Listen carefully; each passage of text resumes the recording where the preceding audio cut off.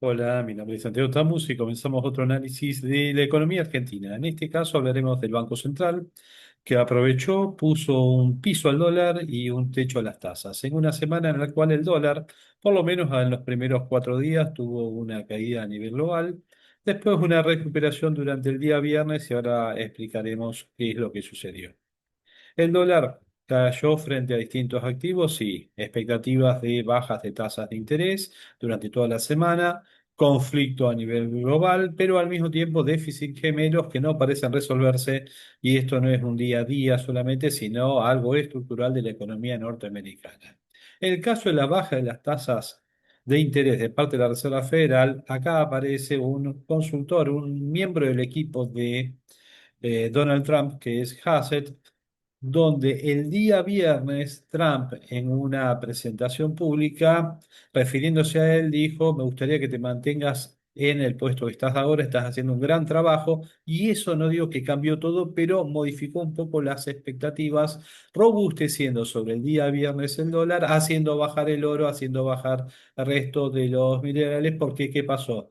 Desplomó, si uno diría, bajaron las expectativas de cambio de tasas de interés hacia adelante, sobre todo las expectativas de quién va a ser el sucesor de Powell después de mayo, más allá de los ataques que está haciendo Trump y que lo hace casi diariamente sobre Powell al frente de la Reserva Federal, y las presiones para que bajen las tasas de interés, cobra muchísima importancia quién va a ser el sucesor de Powell al frente de la Reserva Federal. Si fuera su asesor partidario de bajar las tasas de interés, ya uno puede estar planteando un camino de tasas de interés hacia la baja, como quiere Donald Trump, sabiendo que igual hay una independencia entre el Banco Central y el Poder Ejecutivo.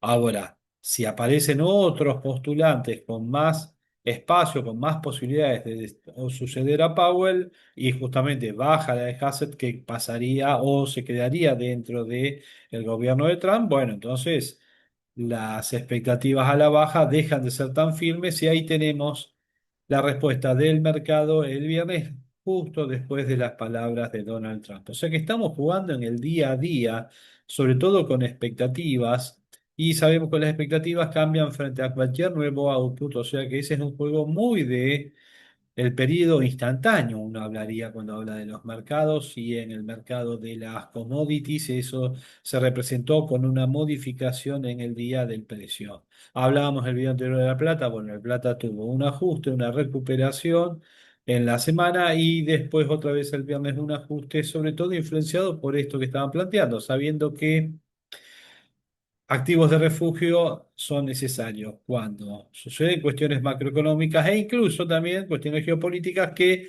también durante la semana se fueron desinflando. Falta que ahora durante el fin de semana aparezca un portaaviones en algún lugar indicado para un ataque sobre Irán y otra vez vuelva la inestabilidad. Pero eso ya es tratar de manejar el periodo inmediato y en un video de este tipo es imposible. Nos manejamos con la información hasta el momento, tratando de manejar expectativas racionales, pero tampoco sabemos cuál el nuevo input puede aparecer, incluso mientras que estamos grabando este video.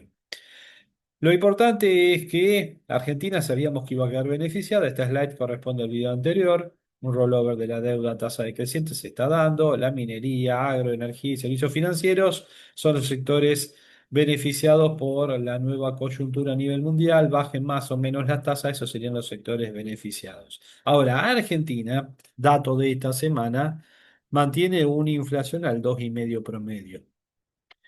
¿Bajará al 2%? ¿Bajará al 1%? Las expectativas eran 10% según el gobierno para este año. El grueso de los analistas, entre los cuales uno también puede incluirse, puede hablar de un 20 al 25%, sabiendo que la inflación puede bajar más en los próximos meses, pero para que llegue al 10% tendría que estar en el 0,7, 0,8 a nivel mensual, ya con primeros meses de un 2,5%. Lo que vamos a estar encontrándonos es que tendríamos que tener un poco más de inflación en los meses subsiguientes. Si hablamos de una reactivación o crecimiento económico, con deflación no se llevan. ¿Hay un superávit fiscal? Sí. ¿Un nuevo acuerdo? Potencialmente sí. Y se ha realizado el pago de la deuda. ¿Hay ganancia en mantenernos en pesos hasta junio, sabiendo que marzo, abril en adelante, sobre todo mayo, junio, va a darse la liquidación de la cosecha gruesa? Y esperemos que tenga un muy buen resultado. Y ahí viene el tema de Argentina con inflación del 2,5, que pueda bajarla al 2, al 1,5, ojalá que sea así, pero con un tipo de cambio que no tiene ningún motivo para tener que subir demasiado, por lo menos a la tasa de inflación. Y ahí viene el tema de la vuelta al carry trade y un mercado que se ha llenado de dólares durante el periodo preelectoral de el año 2025. Muchos se resistieron a vender sus dólares para no asumir su pérdida, solamente lo tenían contabilizado en su Excel al valor al cual los compraron, pero están asumiendo un costo de oportunidad importantísimo. Hay gente que habrá comprado en la semana previa a las elecciones donde gana Milei a nivel nacional, dólar a 1.550, 1.525. Hoy si lo venden en 1.440, 1.450. Vas a saber a qué precio. En el dólar MEP lo podía vender el día viernes a 1.470. O sea que están asumiendo una pérdida después de haber tenido los dólares en la mano durante 4 meses por lo menos, o 3 meses, depende del momento. Bueno, tienen que asumir además una pérdida contable. Y sí, errores cometemos todos. El tema es aferrarse a un activo para no asumir contablemente la pérdida es directamente una pavada. Entonces, habrá gente que está haciendo carry trade, seguramente posicionándose en activos en pesos. Habrá que elegir correctamente los activos. Habrá que ver qué activos se están atrasando respecto a otros. Hay acciones que están quedando atrasadas porque algunos están saliendo de ellas por algunos motivos y pueden tener un ajuste a la suba bastante importante. La actual Argentina Unión Económica Europea, por ejemplo, puede dar mucho espacio para los exportadores de carne. Hay acciones que corresponden a ese sector. Hay sectores que han sido muy golpeados por la baja del consumo. Hay acciones que representan a ese sector que han quedado bastante atrasadas respecto a otras. Cada uno elegirá de acuerdo a su propia sapiencia qué es lo que conviene, pero quedarse en dólares por lo menos en los próximos meses no parece la mejor situación, salvo que alguien diga estoy colocando un excedente y un porcentaje de mi ahorro lo voy de a poco comprando en dólares como una reserva. Cada uno maneja sus finanzas de la manera en la cual mejor se sienta y pueda dormir de noche. Mientras tanto, en la última semana el dólar MEP tuvo una caída, que es la que podemos ver en este gráfico. Si lo vemos a nivel del último mes, vemos una subida que fue propia del inicio del año y después toda esta caída durante todo enero hemos tenido una caída del dólar de un poco por encima de los 1.500 a 1.470 el viernes. Parece grande en el gráfico, pero es una caída de un poco más del 3%, o depende de dónde lo midamos. La realidad es que en una economía que se ha estabilizado estos porcentajes, 2,5 a 3%, pasan a ser muy importantes, dado que no hay tantos activos que tengan recuperaciones de precios para compensar esa baja originada por un stock en un activo que se va deteriorando de precio. Por supuesto que hay activos que todos los días suben 5, bajan 5, suben 4, en el interior tienen grandes movimientos. Hablamos el día anterior de La Plata, tiene comportamientos de ese tipo, solamente recomendable para aquel que haga un tradeo o una posición a mediano plazo basada en expectativas que sean favorables hacia ese activo. Por supuesto, si nos equivocamos y compramos más de un activo que después tiene un ajuste, lo mejor que podemos hacer es asumir la pérdida e irnos hacia otro activo. Si uno tuviera la bola de cristal y supiera todo lo que va a subir un 100% en los próximos 6 meses, por supuesto que podría posicionarse siempre así, pero uno trata de hacer análisis racionales basado en la sapiencia y las expectativas hasta el momento y todo puede ser retroalimentado continuamente. Así que a no sufrir si hay una pérdida, lo mejor que podemos hacer es asumirla y ponerlos otra vez en otro activo para ganar. Incluso quise traer un gráfico de un país vecino, Banco Central de Uruguay, y el problema que ellos están teniendo, les está bajando el dólar, este es el gráfico en Uruguay del dólar. Y otra vez noticias del diario Ámbito, pero presentándolas para Uruguay. Y si uno desglosa esta noticia o la visita, se encuentran que están hablando de un atraso cambiario. No es un problema de Argentina o una situación particular de Argentina que el dólar haya bajado es por lo menos esta primer quincena, sino que es de los otros países y cada uno plantea más o menos los mismos problemas.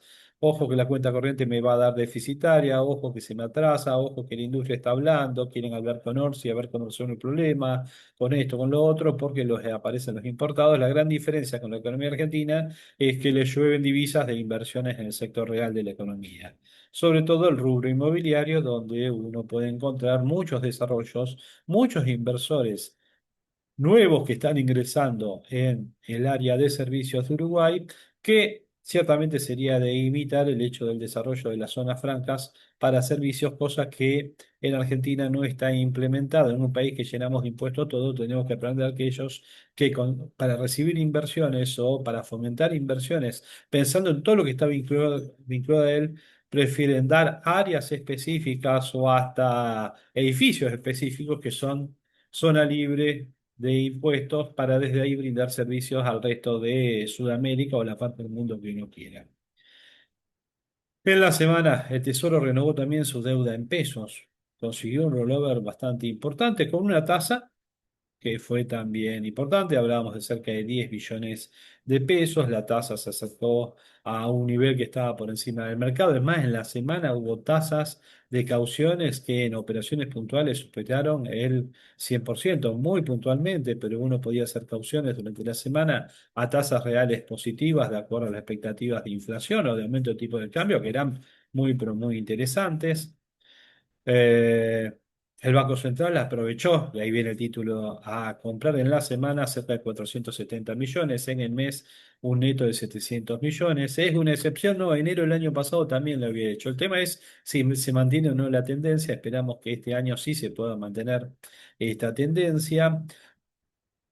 Si observamos un gráfico a nivel de año tras año y mes a mes, vemos que el último mes de compra hasta este enero, que es el verde que acá estoy marcando con el cursor, fue febrero del año pasado con 1.948 millones de dólares. O sea que los últimos meses de lo que había sido el año 2024 y los primeros 2 meses del año 2025 fueron de compra de dólares. Es de destacar que todo el año 2024 había sido de compra de dólares. Ahí teníamos un tipo de cambio real bastante más interesante que el actual. Y después sí vino los problemas de acuerdo con el FMI, las expectativas preelectorales, la apertura propia del cepo a los minoristas, y todo eso llevó a este desempeño a nivel mensual durante el año. Podemos observar que enero otra vez tiene estos 700 millones. Vemos si el año lo terminamos en los 1.500, 1.800 y febrero, sobre todo, si supera los 2.000 millones de dólares del año anterior. Y lo interesante sería que después, en los próximos meses, otra vez se puede a mostrar un valor verde y no un valor rojo o naranja que mostraría una pérdida neta de divisas del Banco Central a lo largo del mes. Ahora, cuando el Banco Central compra dólares, paga en pesos, porque ahí viene la segunda parte del título. Aprovechó la debilidad del dólar y empezó a comprar dólares y a una tasa bastante interesante. Igual necesitaríamos que se mantenga a este ritmo para llegar a, pongamos un número, 1.500 millones de dólares en lo que sea el mes de enero, sería excelente. Ahora, pago con pesos, aumenta el circulante, aumenta la oferta monetaria. Si la demanda de dinero no varía, existe una baja de tasa de interés y ahí es ponerle un freno a las tasas de interés. Sería positivo. El tema es cómo convive con el objetivo de controlar la inflación, porque al bajar las tasas de interés aumentará la demanda. Si no se esteriliza la emisión de pesos, va a abaratarse el crédito, se va a expandir la demanda y va a dificultar la base de inflación, a no ser que se incremente la actividad. Ahí viene el tema, incentivar para que haya más inversión. La variable necesaria para poder crecer en esta economía se llama inversión. Si entran más o menos importados, lo explicó muy bien el ministro de Economía, es un problema de gráfico de aranceles a las importaciones del sector particular. Obviamente que los factores que participan en ese sector se ven perjudicados, pues se beneficia casi 50 millones de personas que vivimos en este país. O sea que ahí está, el gráfico de equilibrio general contra el gráfico de equilibrio parcial. Y me dirán, y bueno, pero el sector automotriz, bueno, hay economías que no tienen sector automotriz. Serán sectores automotriz que ganen la escala como para poder exportar al resto del mundo. ¿Cómo hace Brasil para tener un sector automotriz? Exporta. ¿Por qué tenemos que convivir en Argentina con un sector automotriz que nos vende autos a por lo menos el doble de precio que el resto del mundo? Y van a decir, es lleno de impuestos. Bueno, habrá que bajar los impuestos y tendrá que el sector público, no solo el nacional, sino también los provinciales que sorprenden por las enunciaciones que realizan los gobernantes, anticipando el sector público, ojo que le vamos a dar más salario y vamos a ganarle a la inflación. ¿Y dónde sale la plata? De los impuestos de los pobres contribuyentes. No veo austeridad en el sector público de muchas provincias y sobre todo lo que vemos es gastos, gastos, gastos y más gastos, sobre todo sin ningún tipo de control de la eficiencia. Y sigo remarcando el hecho de endeudarse en el exterior en 800 millones de dólares y anunciar como si fuera un logro, no los voy a traer hasta no saber bien en qué los vamos a gastar o tener gasto realizado. Entonces, ¿para qué te endeudaste? Es como que voy a hacer un adelanto a la tarjeta de crédito, voy a un cajero automático, pongo el PIN, hago una extracción de dinero y digo, saqué el dinero de la tarjeta de crédito por cuando lo necesite. ¿Cuándo? Ay, no lo sé, pero ya lo tengo en las manos. Y mientras tanto pagás intereses. La aberración financiera de ese tipo de gobernantes debiera ser de alguna manera manifestada por nuestros representantes. El problema está en que acá hay castas que viven del sector público desde hace décadas y todos se alimentan de los gastos de las provincias y los de las provincias incorporan gente de cualquier partido, los municipios también, con tal de que todos recibiendo lo que les corresponda se queden calladitos y todos se manejan en forma articulada y vemos gente que renueva sus cargos y aparece en el nuevo cargo y en el otro y todavía no tenéis idea qué hicieron por su ciudad, su provincia o lo que sea. Así que ajusten las provincias, acompañen al gobierno nacional que hace las cosas como corresponde, porque si no van a ser, van a ser sustituidos por gente que tenga esa misma ideología hacia el futuro y ojalá sea así. Vamos a dificultar la inflación si no ajustamos los impuestos. Obviamente que es un factor más que está dentro de la economía. Más importante es el comportamiento de la demanda, más importante es el comportamiento de la inversión, más importante es la baja de tasas de interés, pero todo contribuye a un contexto macroeconómico beneficioso o no, incentivante o no de la variable inversión en la economía y por supuesto el consumo. Así que esta es una visión particular. El Banco Central ha comprado dólares, cosa que aplaudimos. Monetiza, baja tasas de interés, esperemos que eso suceda. Habrá un contrapunto con la variable inflación, pero me parece que lo importante en este momento es la reactivación de la economía.